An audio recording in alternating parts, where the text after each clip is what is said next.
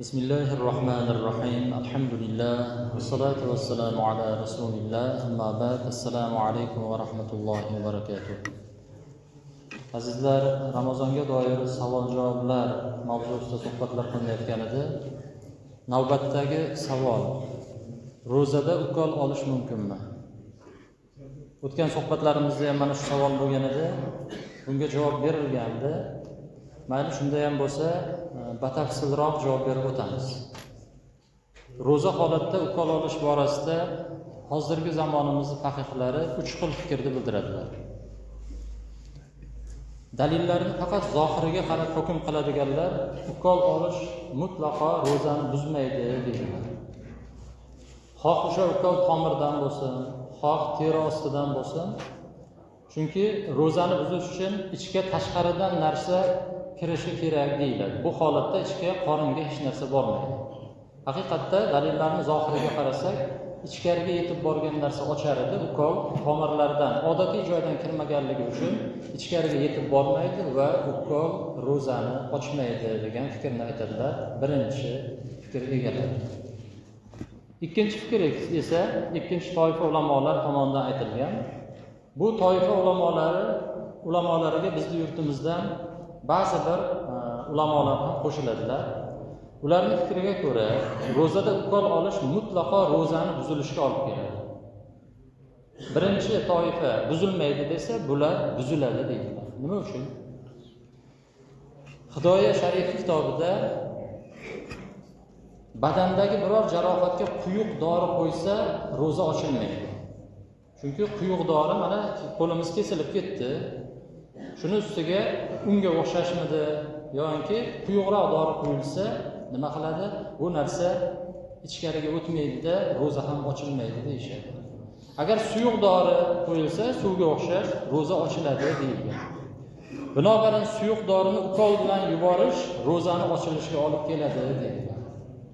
Chunki payg'ambarimiz sollallohu alayhi vasallam tahorat chiqqan narsaga, ro'za esa kirgan narsaga buziladi deganlar. Ya'ni kishini tahorati, misol badanidan qon chiqsa yoki qayd qilib yuborsa yoki oldingi yoki ort o'sha a'zolaridan bir najas chiqadigan bo'lsa, bularga tahorat buziladi. Ro'za esa buni aksi, ichkariga kirgan narsadan buziladi degan hadislariga ko'ra, bu narsalar ro'zani buzilishiga olib keladi deydi. Aslida odatda kiradigan joylardan boshqa o'rinlardan, masalan, badandan kirgan narsa ro'zani ochmaydi. Ammo bu suratda o'zi maxsus igna uni nima qilyapti? Ichkariga kirityapti. Binobarin mana shu uchun ro'za ochiladi deydi.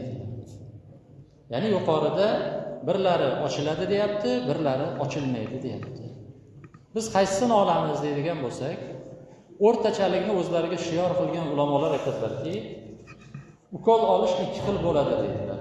Endi bular ichkariga kirishlik yoki kirmaslik ma'nosini emas, balki ukolni o'ziga 2 ga ajratadilar. Birinchisi g'izoiy maqsadda foydalaniladi. G'izo degani badanga quvvat bo'lish uchun ukol olinadi. Bu holatda hatto yeyish va ichishdan ham odam behojat bo'ladi. Misol uchun ovqat yeyolmaydigan kasallar bor. Shularga bir necha kunlar tomirlaridan quvvat bo'ladigan glyukozaga o'xshash yoki boshqa bir vitaminlarni ukol qilib turiladi. Ular och qolganini ham, chanqaganini ham sezmaydi. Mana shuni g'izo deydi. Mana shunday ukolni olishlik, ya'ni g'izo bo'ladigan, odamga quvvat bo'ladigan, darmon bo'ladigan ukollarni olishlik bil ittifoq ro'zani ochadi. Shuning uchun katta qon tomirlariga qilingan ukoldan ulamolarimiz qaytaradilar. Endi ukolning ikkinchi turi bor, u mushaklarga, muskulga yoki terini ostiga qilinadigan ukollar. Bundan badan quvvat olmaydi. Misol temperatura chiqib ketsa, shuni tushirishlik uchun yoki bir boshqa narsalarda qilinadi. Shuning uchun u ro'zani ochmaydi. Yana undan badanga odatdan boshqa joylardan narsa kiritilmoqda. Bunday holatda ro'za buzilmaydi. Har ikki holatda ham inson o'zini dinini, ibodatini muhofazasini qilishlik kerak, ehtiyotini qilish kerak. Shu narsalarni og'iz ochgandan keyin yoki og'iz yopishdan oldin qilishlik bu ehtiyotkorlik deyiladi. Ukol masalasida qisqagina xulosa aytadigan bo'lsak, ulamolar ukolni ikki turga bo'lgan ekanlar. Biz o'tgan safar shu javobni aytgan edik. Insonga ozuqa bo'ladigan, ovqatdan ehtiyoj tushirmaydigan holatdagi ukollar bo'lsa, g'izo bo'ladigan, tomirdan qilinadi. Bular bil ittifoq ro'zani ochadi. Ammo ozuqa bo'lmaydigan, faqatgina misol haroratni tushiradigan yo boshqa bir ekstremli holatlarda yordam qiladigan ukollar bo'lsa, muskuldan, teri ostidan qilinadigan ukollar bo'lsa, bular ro'zani ochmaydi. Xulosa gap shunday bo'ladi. Keyingi savol: ayol kishi qazo ro'zasini tutish uchun eridan ruxsat so'rashi kerakmi yoki yo'qmi? Tahajjud o'qishdachi? Javob: ayol kishi qazo ro'zalarini tutishda va qazo namozlarini o'qishda eridan ruxsat so'rashi shart emas. Ammo nafl ro'zalarini tutishda albatta eridan ruxsat olishligi kerak. Nafl namozlarini ado etishda, jumladan tahajjud namozlari uchun ruxsat so'ralmaydi. Chunki Allohning haqqi bandani haqqidan ustun turadi. Farzlar bu Allohning haqqi bo'ladi, bandani ustiga yuklagan. Nafllar esa bu qo'shimcha ibodatlar bo'ladi. Shuning uchun ham nafl ro'za tutmoqchi bo'lgan kishilar, ayollar erlardan ruxsat so'rashligi kerak. Chunki ro'zada bilamiz, er-xotinlik aloqalari mumkin bo'lmaydi. Shu jihatdan oilaning mustahkamligi, erning haqqi bo'lganligi uchun ruxsat so'ralsin degan narsani ulamolarimiz aytadilar. Ammo tahajjud namozlari endi kechasi uni badanni o'zini istirohat qiladigan, dam oladigan o'zini haqqi bo'lganligi uchun bu masalada ruxsat so'rash shart emas deydi ulamolarimiz tahajjud o'qiydigan ayollarga. Keyingi savol: ro'za oyining qazosini Ramazon oyi boshlanishidan oldin tutsa bo'ladimi? Savolda o'tgan yilgi ro'zani qazosi kelayotgan bo'lsa, Ramazondan oldin tutish so'ralayotgan bo'lsa, uni tutsa bo'ladi. Misol, bultur ro'zadan 5 kun qazo bo'lgan. Bu yil Ramazon kelyapti. 10 kun bor Ramazonga aytaylik. Ana shunda bulturgi ro'zani qazolarini tutsa bo'ladi. Lekin kelayotgan, endi kirib keladigan Ramazon ro'zasini ehtiyotdan, men bu issiqqa kelyapti, shu tutolmay qolsam kerak-ku, mana shu hozir salqinda tutib olayin deb, endi keladigan Ramazonning ro'zasini tutib bo'lmaydi. Chunki hali u Ramazon kirgani yo'q, u Ramazonga qazo qilgani yo'q. Qazo qilmagandan keyin uni bo'yniga jarima bo'lib, u ro'zani qazosi tushgani yo'q.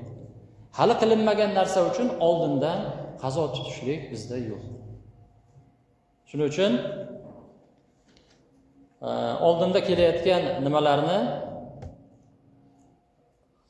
Ramazon ro'zalarini qazosini oldindan tutib berishni o'zi yo'q. Endi qolib ketgan ro'zalar bo'lsa, hayit o'tgandan keyin ular keyin nima qilinadi? Qazolari tutib beriladi.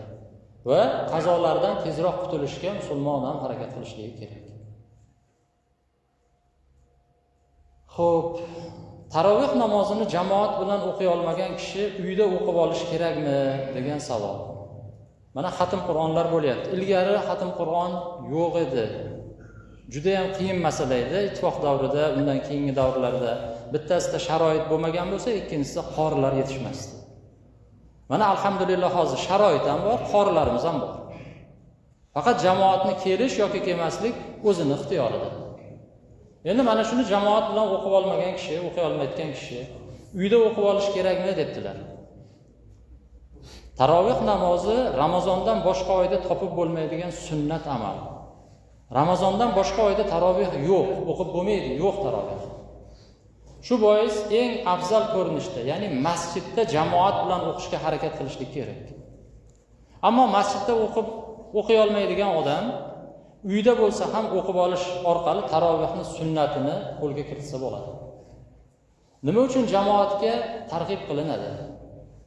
Tarovihni o'zi alohida bir sunnat. Hazrati Umar radhiyallohu anhu bir qorini ortida jamoatni jamlab tarovihni o'qishlikni yo'lga qo'yganlar. Har kim o'zicha o'qib yotganini ko'rganlaridan keyin bularni bir chiroyli Qur'on o'qiydigan kishini ortida jamlasam dedilar-da, jamlaydilar. Bu bir sunnat. Uni jamoat bilan o'qishlik yana bir sunnat. Hozir aytganimizdek, masjidda jamoatda o'qish, ya'ni masjidda o'zida jamoatda o'qishlik bu uchinchi bir sunnat. Tarovihda Qur'oni Karimni bir marta xatm qilishlik bu yana bir sunnat. Chunki payg'ambar alayhissalom Ramazonda nima qilardilar? Jabroil alayhissalomdan Qur'onni bir sira o'tkazib olardilar. Agar hammasiga amal qilsa, barcha fazilatlarga va savoblarga kishi ega bo'ladi. Ammo unga qodir bo'lmasa, qodir bo'lganini qilaveradi.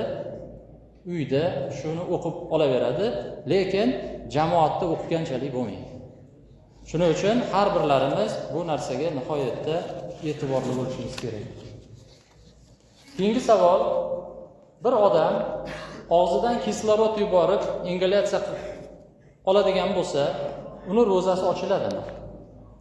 Bemor odam ro'za tutmaslikka, ro'zani keyin tutib berish sharti bilan qoldirib turishlikka shariat ruxsat beradi.